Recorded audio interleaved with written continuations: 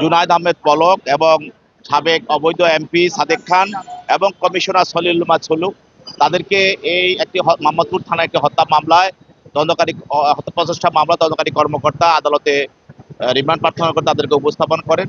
তাদের বিরুদ্ধে 5 দিন রিমান্ড প্রার্থনা করা হয় এবং বিজ্ঞ আদালত উভয় পক্ষের বক্তব্য শোনার পর 3 দিন রিমান্ড মঞ্জুর করেন। সাবেক মেয়র আতিকুল ইসলাম তাকে এই শেয়াজার নামে আসামি, তার বিরুদ্ধে তদন্তকারী কর্মকর্তা তা 10 দিনের রিমান্ড প্রার্থনা করা হন। বিজ্ঞ আদালত উভয় পক্ষের বক্তব্য শোনার পরে তার বিরুদ্ধে 3 দিনের রিমান্ড মঞ্জুর করেন। আজকে মোহাম্মদপুরে একটি হত্যা চেষ্টা মামলায় ফ্যাসিস্ট হাসিনার অন্যতম সহযোগী জুনায়েদ আহমেদ পলক এবং সাবেক অবৈধ এমপি সাদেক খান এবং কমিশনার সলিলুল্লাহ ছলু তাদেরকে এই একটি মোহাম্মদপুর থানার একটি হত্যা মামলায় তদন্তকারী হত্যা প্রচেষ্টা মামলা তদন্তকারী কর্মকর্তা আদালতে রিমান্ড প্রার্থনা করে তাদেরকে উপস্থাপন করেন। তাদের বিরুদ্ধে 5 দিন রিমান্ড প্রার্থনা করা হয় এবং বিজ্ঞ আদালত উভয় পক্ষের বক্তব্য শোনার পর 3 দিন রিমান্ড মঞ্জুর করেন। আরেকটি হত্যা মামলা, সেটা হলো পূর্ব উত্তরা মামলা। এই মামলায় সাবেক মেয়র আতিকুল ইসলাম তাকে এই শেয়াজার নামে আসামি, তার বিরুদ্ধে তদন্তকারী কর্মকর্তা তা 10 দিনের রিমান্ড প্রার্থনা করা হন। বিজ্ঞ আদালত উভয় পক্ষের বক্তব্য শোনার পরে তার বিরুদ্ধে 3 দিনের রিমান্ড মঞ্জুর করেন। 250-টিরও বেশি ডিজাইন অপশন নিয়ে ওয়ালটন স্মার্ট ফ্রিজ, বোঝে আপনার প্রয়োজন। এছাড়াও বিভিন্ন মামলায়, রাজধানীর বিভিন্ন হত্যা মামলায় সাবেক আইজিপি চৌধুরী আব্দুল্লাহ আল মামুন এবং তারপরে মশিউর রহমান এবং কামাল আহমেদ মজুমদার সহ আরো অনেক কয়েকজনকে বিজ্ঞ আদালতে বিভিন্ন মামলায় শুনানি দেখানো হয়।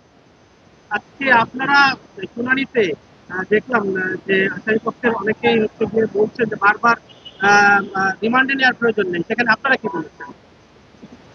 সেখানে ওনারা বলছেন যে একজন আসামিকে তো বারবার রিমান্ডে নেওয়া হচ্ছে। আমরা প্রসিকিউশন পক্ষ থেকে বলছি যে একই মামলায় তাকে বারবার নেওয়া হচ্ছে না, তাকে বিভিন্ন মামলায় সে এজাহারভুক্ত আসামি বা ঘটনার সঙ্গে জড়িত বা সন্দিগ্ধ সেভাবে তাকে রিমান্ডে নেওয়া হচ্ছে। আপনারা জানেন যে এই জুলাই ছাত্র আন্দোলন, ছাত্র জনতার যে বিপ্লব এবং যে অভ্যুত্থান, যে আন্দোলন, এই আন্দোলনে আমরা বলেছি যে প্রায় 1581 বা 2000 জন ছাত্র জনতাকে গুলি করে তাকে হত্যা করা হয়েছে। এই হত্যার সঙ্গে তো হত্যা মামলাগুলো একের পর এক দায়ের করা হয়েছে। এই মামলাগুলোর সঙ্গে কোনো না কোনোভাবে এই আসামিরা সবাই কোনো না কোনোভাবে জড়িত। আমি একটি কথা সবসময় আপনাদেরকে বলি, আপনারা জানেন যে ক্রিমিনাল কনস্পিরেসি, যে অপরাধমূলক ষড়যন্ত্র, এই অপরাধমূলক ষড়যন্ত্রের সঙ্গে তো পলক সহ, সালমান প্রমাণ, আনিসুল হক, যারা হাসিনার সঙ্গে বসে, তারা গণভবনে বসে এই যে মেনন, ইনু সহ এবং আমিরুল আমু এবং আরো যারা আপনারা দেখছেন যে তারা সেখানে কনস্পিরেসি করেছে ষড়যন্ত্রের সঙ্গে, চৌধুরী আব্দুল্লাহ আল মামুন, পুলিশের কর্মকর্তারা যারা বিভিন্ন সময় বৈঠক করে ষড়যন্ত্র করেছে গুলি করার জন্য, এরা তো প্রত্যেকটি হত্যা মামলার সঙ্গে তারা জড়িত হবে।